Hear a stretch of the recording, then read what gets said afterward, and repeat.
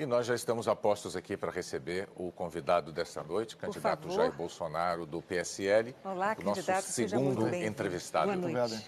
Boa noite, bem-vindo, candidato. Muito obrigado pela sua presença. Eu peço ao senhor que ocupe a sua cadeira, com aquele cuidado só porque a mesa é giratória. Muito Isso aqui está parecendo uma plataforma de tiro de artilharia. Então, estou confortável aqui. Esteja certo de que não é. Vamos lá, Renata. Vamos lá, o Jornal Nacional, boa noite, candidato novamente, o Jornal Nacional dá sequência hoje à série de entrevistas ao vivo com os principais candidatos à presidência da República, mais bem colocados na última pesquisa Datafolha de intenção de votos. Luiz Inácio Lula da Silva, candidato do PT, aparece em primeiro lugar na pesquisa, mas o ex-presidente não pode dar entrevistas por determinação da Justiça. Ele está preso em Curitiba, condenado por corrupção passiva e lavagem de dinheiro.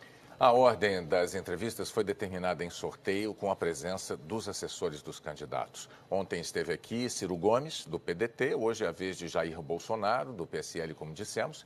Amanhã, Geraldo Alckmin, do PSDB, e na quinta-feira, Marina Silva, da Rede. Nas entrevistas, nós abordamos os temas que marcam cada uma das candidaturas, questionamos assuntos polêmicos e tratamos da viabilidade de alguns pontos dos programas de governo. Na semana de 17 a 21 de setembro, os candidatos mais bem pontuados pela pesquisa Ibope ou Datafolha, mais recente da ocasião, também vão estar no Jornal da Globo. O tempo total desta entrevista é de 27 minutos e não pode ser ultrapassado, porque foi esse o tempo dado ao candidato Ciro Gomes na entrevista de ontem. Ao fim, o candidato terá mais 1 minuto para dizer que Brasil que ele quer para o futuro. E o tempo começa a ser contado a partir de agora. Candidato Jair Bolsonaro, bem-vindo mais uma vez. Nós vamos começar a entrevista falando sobre o velho e o novo na política. O senhor está no seu 7º mandato, são 27 anos. Por que é que o senhor se apresenta como o novo, contra tudo que está aí, se o senhor e a sua família, como tantas outras famílias de políticos, fizeram da política uma profissão, vamos dizer assim. O senhor vive da política e vive para a política, como outras famílias fizeram o mesmo, e o senhor as critica muito duramente. Geralmente, quando se fala em família na política, se tivesse, na forma de fazer política, ocupado altos postos, com toda certeza eu estaria envolvido na Lava Jato hoje em dia. Então, mantive a minha linha em Brasília. Inclusive, citado no Mensalão por Joaquim Barbosa como o único deputado da base aliada que não foi comprado pelo PT. Citado por Alberto Youssef como um dos 3 deputados do PP que não buscou dinheiro na Petrobras. E também, na questão da JBS Friboi, fui o único deputado que recebeu do partido dinheiro oriundo da JBS Friboi e devolveu para o partido. Então, eu estou lá na política há muito tempo, tenho 17 anos de exército brasileiro e mantive a minha linha. E ser honesto, Bonner, não é virtude, é obrigação. Mas eu vou tentar explicar aqui a questão que eu estou colocando. É que tudo que o senhor tem em termos de patrimônio, o senhor conquistou com seus salários de parlamentar, tá certo? O senhor declarou à Justiça Eleitoral um patrimônio em torno de 2 milhões de reais. Sim. Isso coloca o senhor num grupo muito reduzido de brasileiros, né? 0,2% da população brasileira. Portanto, ao longo de 27 anos, o que aconteceu foi que o senhor fez da política uma profissão. A questão é, o que é que o diferencia de tantos outros políticos que trilharam o mesmo caminho? Bonner, nunca recebi dinheiro de empresa nenhuma para a campanha. Sempre fiz a minha campanha usando aquilo que consegui ao longo do mandato, em especial as minhas conquistas. Eu tenho reconhecimento popular para isso. Muitas vezes, inclusive no passado, sequer em televisão, no horário eleitoral gratuito, eu aparecia. Então, eu fiz um trabalho, no meu entender, reconhecido pelo povo como muito bom. Se não aprovei muitos projetos, também evitei que péssimos projetos fossem avante em Brasília. E, por tabela, elegi os meus filhos, um federal em São Paulo, um vereador no Rio e outro estadual no Rio de Janeiro.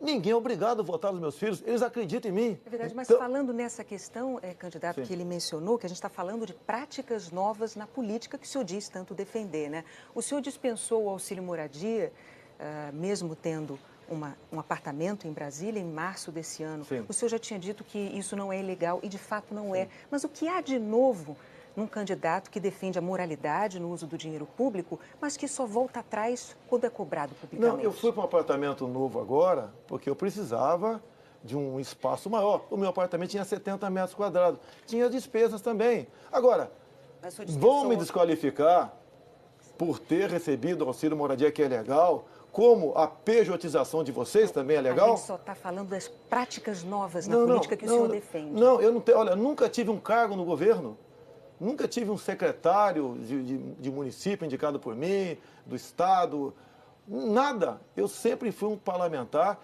preocupado com o meu mandato e o meu voto é algo sagrado. O meu voto é a marca do meu trabalho e respeito para com a população. Mas nessa questão do auxílio moradia, se todos fazem assim, o senhor faz como todos fazem, o que é de novo nisso? Olha só, eu estava num cubículo em Brasília, todo o recurso que eu recebo em Brasília é para manutenção do meu mandato. Era para pagar também o IPTU daquele imóvel, era para pagar o condomínio, ficava quase no 0 a 0. Meu apartamento está à venda, se quem quiser comprar, está à disposição. E agora estou morando num funcional. E é tal negócio.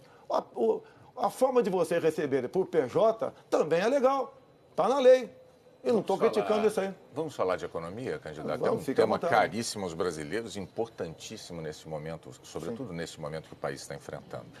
O senhor diz, com sinceridade até, que o senhor não entende de economia e quem vai cuidar desse assunto no seu governo, caso eleito, será Paulo Guedes, o economista.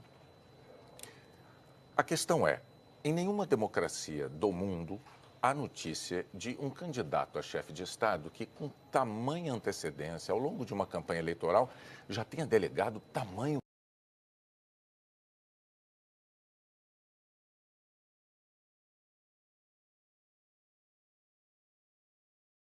refém de um subordinado tão poderoso em quem o eleitor nem vai votar. Primeiro, o Lula, que não entendia de economia, teve um ministro da mesma médico. Dilma Rousseff, que entendia de economia, levou o Brasil ao caos. Eu parto no princípio, você tem que confiar nos homens e nas mulheres.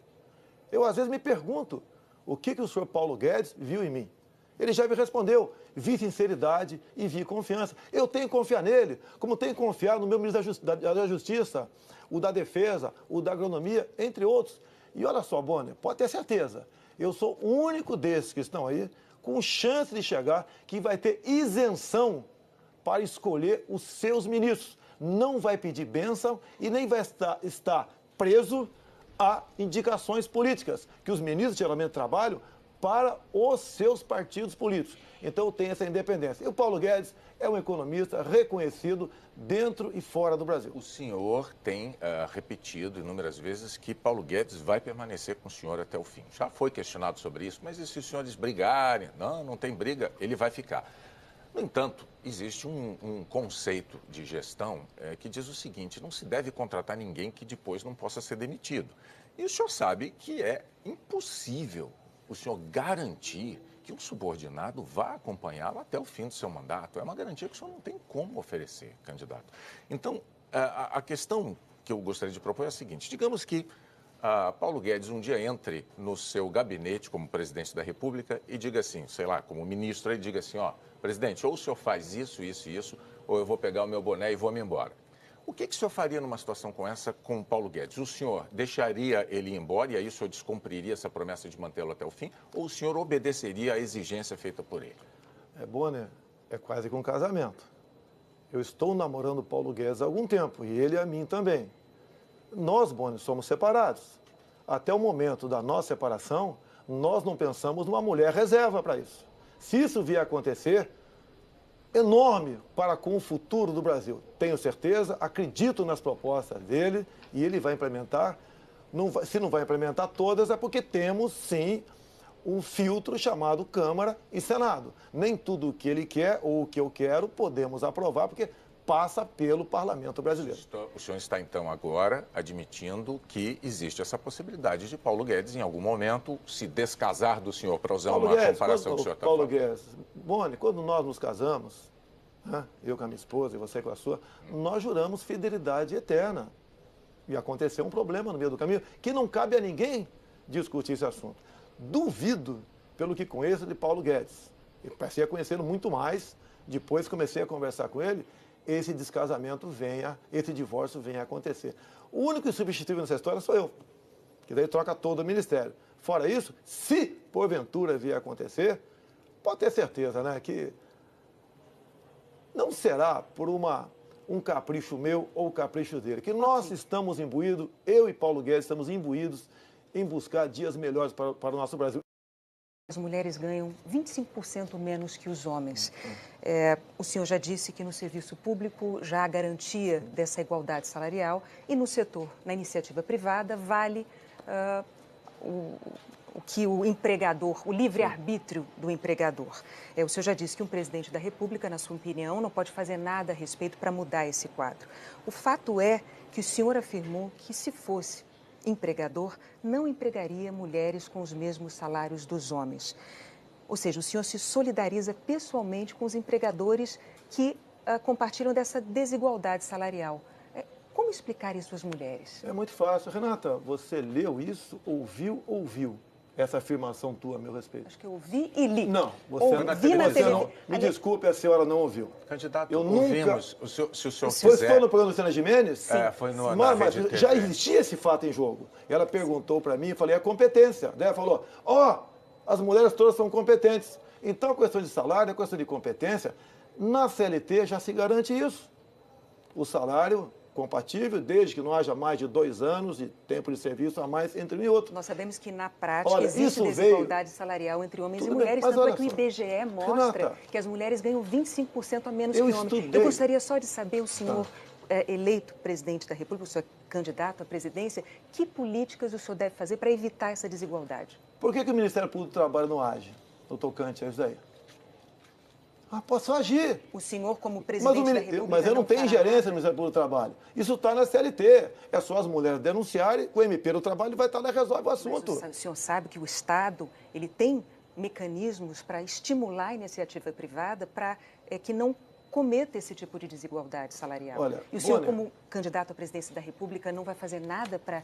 Ou melhor, como presidente da República, o senhor não fará nada para evitar? Mas é lógico que te faria, mas estou falando que o Ministério Público do Trabalho pode ser questionado. Eu estou vendo aqui uma senhora e um senhor. Eu não sei o certo, mas com toda certeza há uma diferença salarial aqui. Parece que é muito maior para ele do que para a senhora. São cargos semelhantes, são iguais. Candidato, deixa eu então, só, desculpe, eu vou interromper vocês dois. Assim, eu poderia até como cidadã e como qualquer cidadão brasileiro, fazer questionamentos sobre os seus proventos, porque o senhor é um funcionário público, deputado há 27 anos, e eu, como contribuinte, ajudo a pagar o seu salário. O meu salário não diz respeito a ninguém. E eu posso garantir ao senhor, como mulher, que eu jamais aceitaria receber um salário menor de um homem que exercesse as mesmas funções e atribuições que eu. Mas agora eu vou devolver a palavra ao senhor, para o senhor continuar o seu raciocínio. Pode ter certeza, né? Você vive, em grande parte aqui, de recursos da União. São bilhões que recebem o Sistema Globo de recursos da propaganda oficial do governo. São concessões. Mas vamos lá. Não pregue em mim essa pecha que eu defendo isso, porque se eu tivesse defendido um dia, teria um discurso meu na Câmara. Tá? Nunca teve um discurso, teria um projeto meu da Câmara nesse sentido. Não existe. Esse rótulo foi pregado em mim, no ano 2010, mais ou menos, 2012, quando eu dei uma entrevista para o jornal 0 Hora de Porto Alegre. Eu estudei e falei por que mulher ganhava menos do que homem, de acordo com estudos, inclusive do IBGE. O senhor tem, então, algum projeto nesse sentido, se for eleito? Já está na CLT. A CLT já garante o salário igual para as mesmas funções para homem e mulher. Não tem que discutir. E se a lei não está sendo cumprida, né? Quando uma lei não é cumprida, a quem compete resolver é a Justiça, é o Ministério Público do Trabalho. Candidato, vamos falar de emprego, então, vamos seguindo falando de emprego, é um tema importantíssimo também neste momento. O senhor tem dito que para ter mais emprego é preciso ter menos direitos trabalhistas. Eu pediria ao senhor que explicasse, num governo Bolsonaro, quais direitos trabalhistas os brasileiros deixarão de ter? Faltou um pedacinho antes. Eu tenho falado em todas as reuniões que eu faço, há quase 4 anos, em palestras pelo Brasil, que a classe empregadora, são os comerciantes, são os industriais, os empresários, têm dito o seguinte, eles têm dito o seguinte, um dia o trabalhador vai ter que decidir, menos direito de emprego ou todos os direitos e desemprego. Por que isso? O custo do Brasil... O senhor verbaliza o que dizem os empregadores na condição de candidato à presidência. Eu tenho falado para eles, você tem que demonstrar isso. Mas quais são os direitos trabalhistas que o senhor, como presidente, tiraria? Esses direitos estão previstos no artigo 7º da Constituição, cláusulas pétreas. Nenhum pode ser tirado. Nenhum pode ser tirado. O que nós temos que fazer, aí parte por parte do Executivo, nós temos que desonerar a folha de pagamento. Nós temos que desburocratizar. Nós temos que desregulamentar muita coisa. Evitar que, para se abrir uma empresa, leve em média aí 100 dias no Brasil. E isso nós temos que fazer para ajudar ter emprego no Brasil. Porque, olha, Boni, você não consegue no Brasil... Eu estou tentando extrair do senhor uma informação objetiva com o seguinte propósito. Não seria mais correto, antes da eleição, o eleitor saber, o trabalhador saber, de que tipo de direito o senhor está disposto a tirar? Que tipo de direito o senhor está disposto a suprimir uma vez eleito? Para não ter uma surpresa depois. Desculpa, Boni, quem porventura tira direito não vai ser o chefe do Executivo, vai ser a Câmara e o Senado. Só vai propor ao Congresso? Só se você tiver uma nova Assembleia Nacional Constituinte. E se você instaurar uma nova Assembleia Nacional Constituinte, a gente não sabe o que vai acontecer dentro do parlamento. Você perde o controle daquilo lá. Agora, isso é uma realidade. Você não consegue produzir um prego no Brasil e botar de forma competitiva no Paraguai. E não jogue a responsabilidade em cima de um candidato à presidência para essa quantidade de problemas que nós temos no Brasil. É que o candidato disse que é preciso ter menos direitos trabalhistas para ter mais emprego. Mas eu vou seguir ainda na questão dos direitos trabalhistas. O senhor tem verbalizado, candidato, mas vamos lá. Aparentemente o senhor concorda com isso. Ainda na questão dos direitos trabalhistas, o Brasil assistiu à aprovação da PEC dos domésticos. E a PEC dos domésticos dignificou a profissão aí de milhões de trabalhadores brasileiros. Contra. Eu fui o único a votar contra. Em 2 turnos, então não houve erro da minha parte. Foi para proteger. O que eu defendia são os meus direitos, mas de forma gradativa. Levou milhares, milhões de senhoras e alguns homens que exerciam o trabalho doméstico para ser o quê? Diaristas. E como diaristas, não estão, sequer grande parte deles, recolhendo para a sua previdência. Então tem que ser devagar. Muita gente teve que demitir porque não teria como pagar. Muitas mulheres perderam o emprego exatamente pelo excesso desses direitos. Essa foi a minha intenção. Bom, os números recentes do IBGE a respeito disso não atestam com tamanha clareza o que o senhor está dizendo, candidato. Mas, para a gente também não ficar só num assunto, eu diria o seguinte, o eleitor deve entender, então, que para o senhor não tem saída. Ou não tem direito ou não tem emprego. Bom, que tal a gente aprovar todos os direitos trabalhistas para os militares das Forças Armadas? Você seria favorável? Eu sei que o entrevistado está sendo eu. Vamos aprovar todos os direitos trabalhistas para os militares das Forças Armadas e Forças Auxiliares? Não foi a questão que eu coloquei, candidato. Eu falei de empregados domésticos e o senhor votou contra. O senhor disse que foi o único a votar contrariamente. Votei pretendendo defender e sabendo que ia ser o único votando contra. Então eu não me joguei no covil dos leões. A imprensa não bateu em mim na época. Houve sim demissão, Bonner. Houve. Muita gente que chegava, dormia no trabalho, passou a não dormir mais. Muita gente chegava cedo, até fazia um café para os patrões ali, não chego mais para não contar aquele tempo de serviço. Perderam o café da manhã e perderam o pernoite. Eu vou pedir, então, licença para a gente ir para agora. Esses são direitos, inclusive, que o senhor se referiu. Mas vamos partir para um outro tema importante, que é a homofobia. A cada 19 horas, um gay, lésbica ou trans é assassinado ou se suicida por causa de homofobia no Brasil. O senhor já disse que não é homofóbico, mas o senhor também já declarou que vizinho gay desvaloriza imóvel. O senhor já disse que prefere que um filho morra a ser gay. O senhor já, inclusive, relacionou pedofilia com homossexualismo. Candidato, essas declarações não são homofóbicas? Esse termo, inclusive, homossexualismo, foi o senhor que usou, porque vamos falar. Em geral, a palavra correta para se usar seria ter homossexualidade. Renata foi literal na transcrição do que o senhor disse. Olha só, isso começou a acontecer em novembro de 2010 comigo. Até aquele momento eu era uma pessoa normal, como você. É normal por aí, no tocante a isso. E eu, passando nos corredores da Câmara, vi algo acontecendo de forma esquisita. Um grupo que não é normal você ir na praia e encontrar gente de paletó e gravata. Ou num fórum, gente com short de banho. E estava um pessoal vestido a caráter. E perguntei sim para um segurança lá, vai haver alguma parada do orgulho gay na Câmara? E tomei conhecimento do que estava acontecendo lá. Eles tinham acabado o 9º seminário LGBT infantil. Repito, 9º seminário LGBT infantil. e estavam discutindo ali, né, comemorando o lançamento de um material para combater a homofobia, que passou a ser conhecido como kit gay. Entre esse material, Bonner, estava esse livro lá, Bonner. Então, pai que tenha filho na sala agora, retira o filho da sala, para ele não ver isso aqui. Se bem que na biblioteca das escolas públicas tem. Olha só, não vou mostrar se as crianças não, mas é um livro escolar, é para criança. Eu pediria ao senhor é um livro para criança. Os pais não sabem que isso é na biblioteca. Nós temos uma regra, candidato, que eu estou relembrando com os seus assessores. Os candidatos não mostram documentos, eles não mostram papéis. Não, mas está aqui um livro, uma prova. Eu pediria ao senhor... Isso daqui... Não é, isso daqui candidato, me fez... posso lhe dizer... Então, vou tirar o livro aqui. Não é respeitoso. Tá, pode deixar o livro comigo? Não, pode deixar, não vou mostrar mais não. Então, olha só, eu vou mostrar numa live, depois do programa, o livro, sem problema nenhum. Se bem que fiz esse livro com a minha filha até o momento de... Antes do livro entrar. Olha só. Eu estava defendendo as crianças em sala de aula. Quando o senhor se referiu a vizinho, todos esses momentos, desvaloriza imóvel. todos esses momentos. O que isso tem a ver com as crianças? Todos esses momentos. Um pai não quer chegar em casa e encontrar o filho brincando com boneca por influência da escola.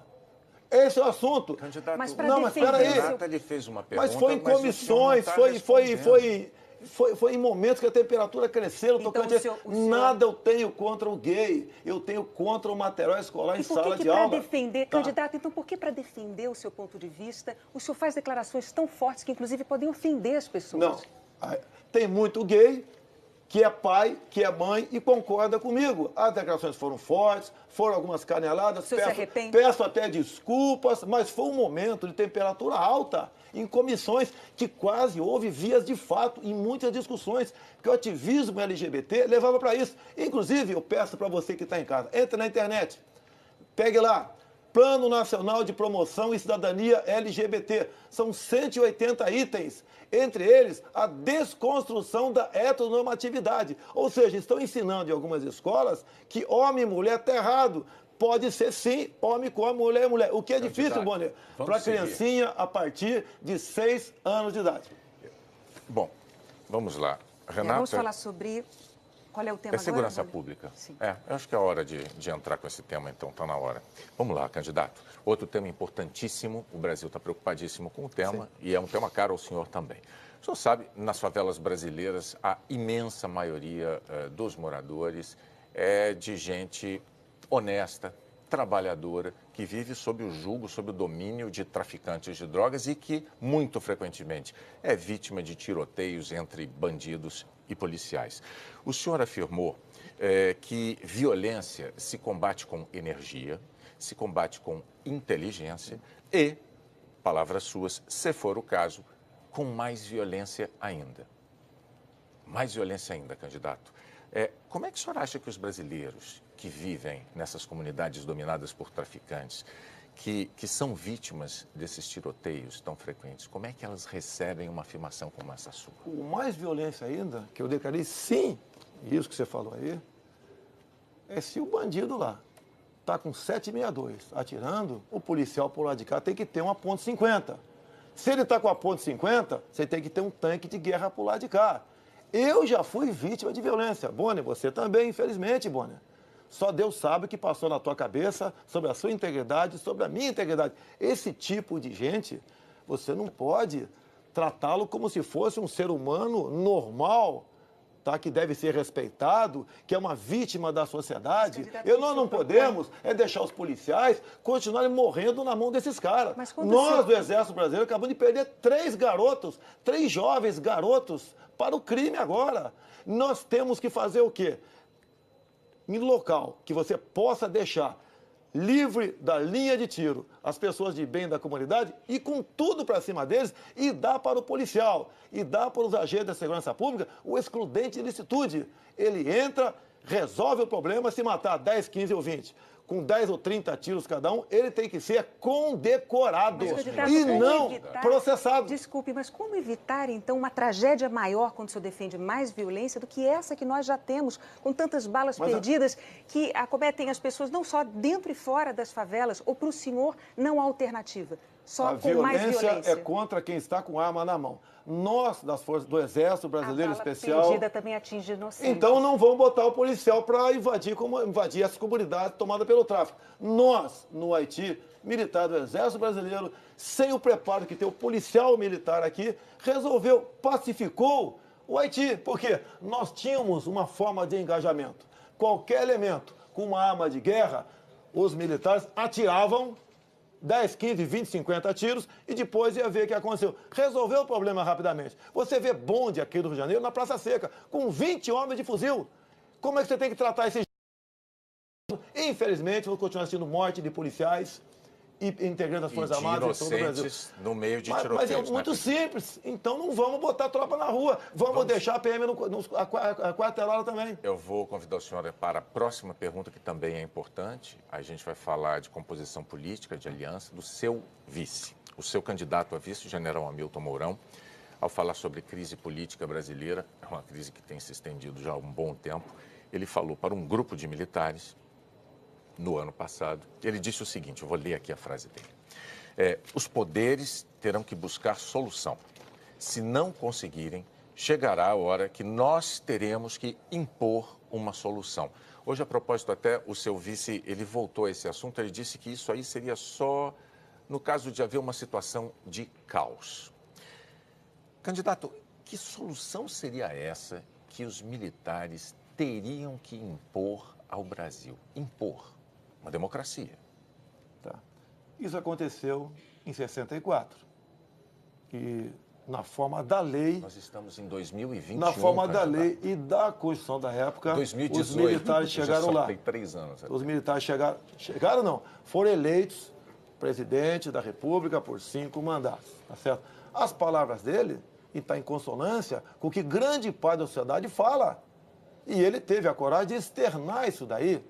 Ele agora é o militar da reserva. Nem eu, nem ele, nós queremos nada pela força. Tanto é os historiadores sérios se referem a 1964, candidato, como um golpe militar. 3 anos. Nós estamos em 2018. Em 2018, o seu vice dá uma declaração como essa, dizer que os militares vão impor uma solução. Como fica a Constituição numa situação como essa? Olha, no meu entender, foi um alerta que ele deu. E no mais, deixo os historiadores para lá. Participamos da Revolução Democrática de 1964, identificados com os anseios nacionais de preservação das instituições democráticas, ameaçadas pela radicalização ideológica, distúrbios sociais, greves e corrupção generalizada. Repito a pergunta aqui. Roberto Marinho foi ditador ou um democrata? É a história. Eu vou convidar o senhor, então, a se dirigir ao público. O senhor tem 1 minuto para dizer qual é o Brasil que o senhor quer para o futuro. Nos últimos 20 anos, 2 partidos mergulharam o Brasil na mais profunda crise ética, moral e econômica. Ricos e pobres, homens e mulheres, para buscarmos o bem comum. Nós, no Brasil, temos tudo para sermos uma grande nação. Só falta essa união entre nós e que o presidente eleja indique seus ministros sem indicação política. Muito obrigado a todos. Eu tenho que respeitar o tempo que foi concedido ontem ao candidato Ciro.